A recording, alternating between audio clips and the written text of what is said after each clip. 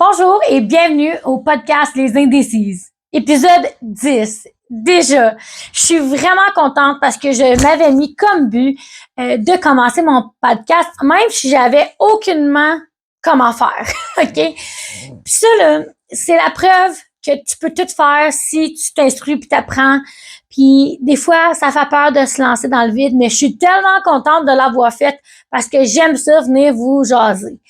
Que ça soit de tout ou de rien, que ça soit des questions qui sont fréquentes ou moins fréquentes, on a du fun à jaser. Puis des fois, ça fait juste réfléchir.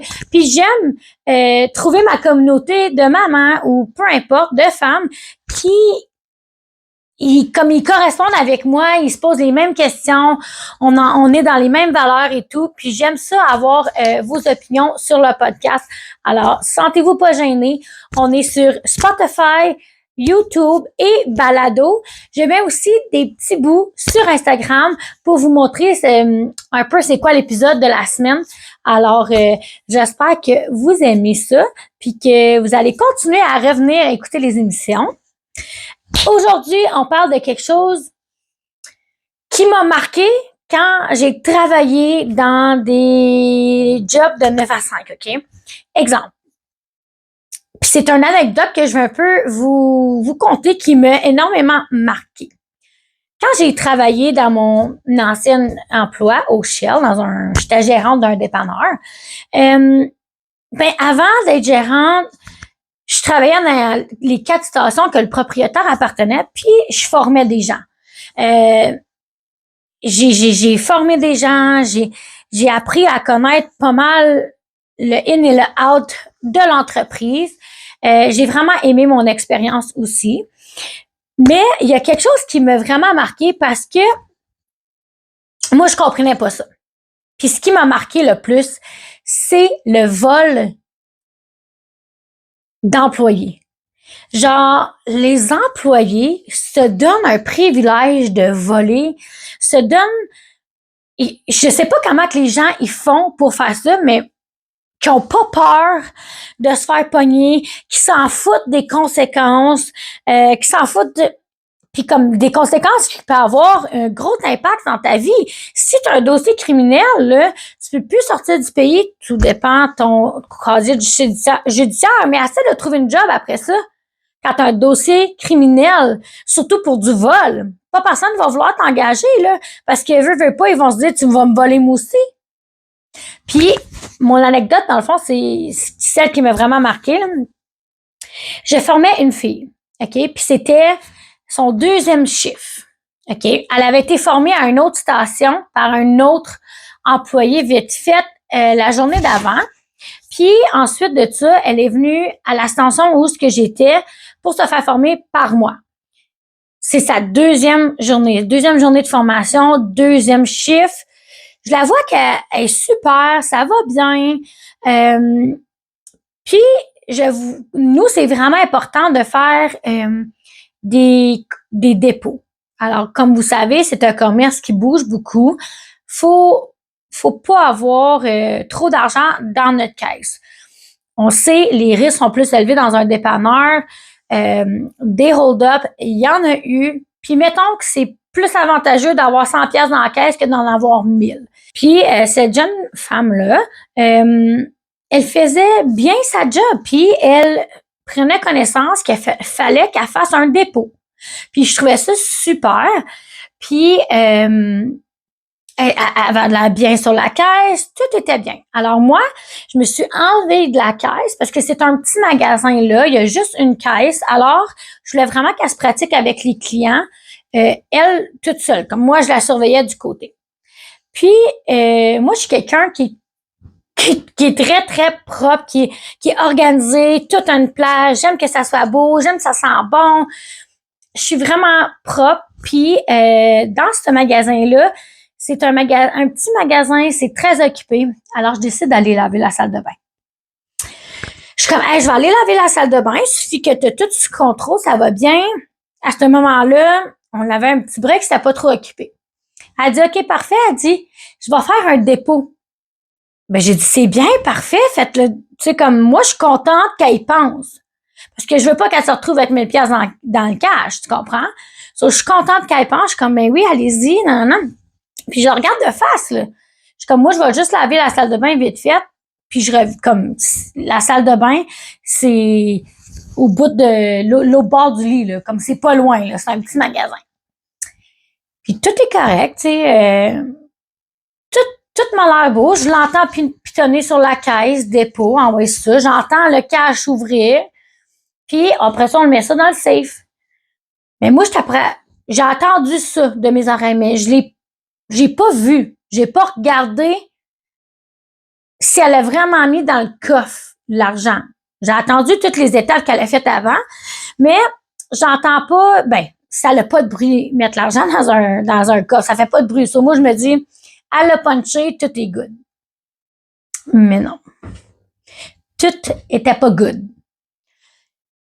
Le lendemain, parce que dans ce temps-là, je ne faisais pas la fermeture de ce magasin-là. Alors, je ne savais pas, moi, que les sous débalançaient.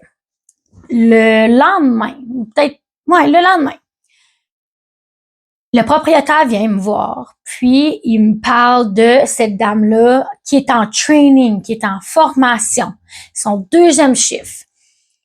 Il dit, comment tu l'as trouvé? Non, non, non, on parle. Il dit, j'ai quelque chose à te montrer. J'ai dit, OK. Il me montre. Il me montre le vidéo d'elle qui prend l'argent et se le met dans les poches. Ouais, se le met dans les pantalons, là. Mais là, j'étais tellement bouche bée parce que, tu sais, j'étais présente. Moi, j'y faisais confiance. C'est une jeune fille. Elle commence un nouvel emploi. Puis tout le temps, elle met pas le dépôt dans le coffre. Puis là, j'apprends que la journée d'avant, dans la formation à l'autre magasin, elle fait la même chose. Elle se met un 200 pièces dans les poches. Puis moi, ça m'a tellement marqué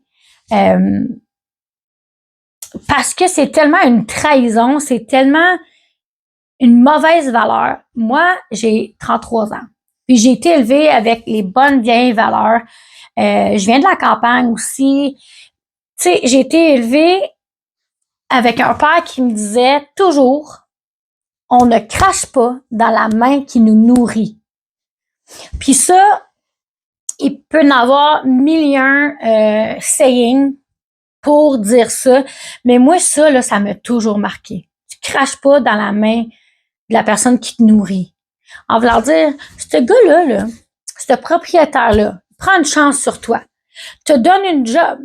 Va te former, va te donner un salaire.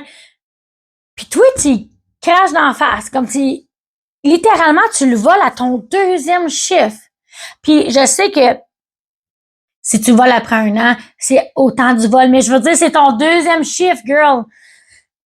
Puis ça m'a tellement marqué. Puis ensuite de ça, j'ai tellement entendu parler d'histoires de gens qui volaient à leur job. Je trouve ça, j'en suis bouche bée parce que je suis comme, c'est ta job. C'est ta job. Comment tu fais pour pas être stressé en dedans?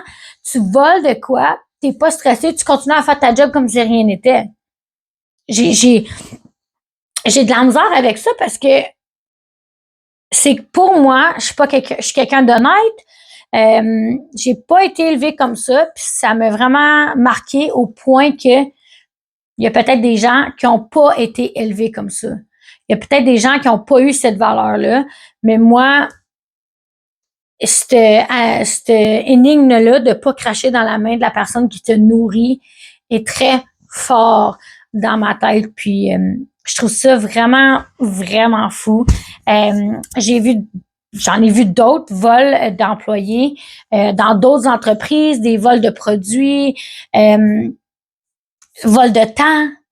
Tu sais, c'est quelque chose. C'est quelque chose. J'ai même vu des vols de points. Parce que à cette heure, il y a des cartes à points partout. J'ai vu tellement d'affaires, puis ça me mindfuck. Pour vrai, ça me mindfuck parce que moi, j'ai vraiment été élevée de pas voler de ton employeur. Tu sais, je te dis pas que j'ai été une sainte puis que j'ai jamais volé, mais j'ai jamais volé de ma job. Tu comprends? Quand j'étais jeune, j'ai fait la gaffe, là, tu comprends? Comme de voler un lip gloss, là. Mais je veux dire, en même temps, voler de mon employeur a jamais été quelque chose que je pensais qu'il se faisait. C'est comme, ça se fait pas, là. Littéralement, il te donne une paie, il te donne tout, puis tout t'écrase en face. En tout cas, c'est original. Puis souvent même, les hauts placés volent et ou ils ont volé, puis une fois qu'ils ont la position haut placée, ils avouent le vol, comme ça, c'est comme moins pire, ou ils se feront pas taper ses doigts, ou ils s'en sortent, tu sais. J'en ai vraiment vu beaucoup, puis je voulais changer de ça aujourd'hui parce que je sais pas, je suis la seule qui a été élevée avec cette valeur-là. Ben, je sais que je suis pas la seule, mon chum, il est pas de même pantoute aussi. Mais partagez-moi si vous avez été élevé comme ça. Puis si oui, est-ce que vous avez la même énigme que moi? Est-ce que vos parents vous disaient la même chose? On crache pas dans la main de la personne qui nous nourrit. Sinon, dites-moi vos énigmes. J'aimerais vraiment ça les savoir parce que si vous avez pas, on a 4 gars, moi puis mon chum, puis c'est des choses et des valeurs que je veux transmettre à mes enfants. Puis si ils comprennent pas mon énigme, ben peut-être que je peux partager la vôtre. Alors, c'était ça ma petite TED Talk d'aujourd'hui. Non, c'est pas un TED Talk. Ma petite anecdote de la journée. Puis c'est ça, je venais vous jaser de ça parce que c'est quelque chose qui m'a vraiment marqué dans mes emplois. Puis je trouve ça incroyable que les gens font ça. Tu sais, c'est inacceptable, ça c'est sûr. Mais je veux dire, comment tu fais pour penser à ce point du début comme, hey, je vais y voler, genre, moi je vais voler puis ça me dérangera pas. Tu te couches bien la nuit, même quand tu sais que t'as volé. Comme, je pourrais pas. Je serais tellement angoissée. Je voudrais pas voir le propriétaire. Je serais tellement stressée comme, tu sais, c'est vraiment pas mon genre. Si j'oubliais de payer ma bouteille d'eau, genre, le lendemain matin, j'en payais 2. Tu vas prendre la celle d'aujourd'hui, la celle d'hier. Si j'oubliais de payer, rarement j'ai oublié de payer de quoi. Mais mettons, j'avais oublié de payer ma bouteille d'eau, je la payais le lendemain. Là. Tu comprends? Je veux dire, comme, ça, c'est le wouh! Tu sais, jamais je dirais, j'ai pris un paquet de cigarettes puis j'ai oublié de le payer. Tu comprends? C'est une bouteille d'eau, c'est 99 cents. Un paquet de cigarettes, c'est rendu 25 piastres. C'est comme, il y a des différences. Puis, ben c'est ça. Je vais venir vous jaser de ça. Puis, parlez-moi de vos expériences aussi. Est-ce que vous avez déjà expériencé ça à job? Puis, ou avez-vous vécu ça, des gens autour de vous qui ont volé, tout ça? Parce que veux pas. Excuse-moi, mais tout le monde a déjà volé un petit quelque chose dans leur vie.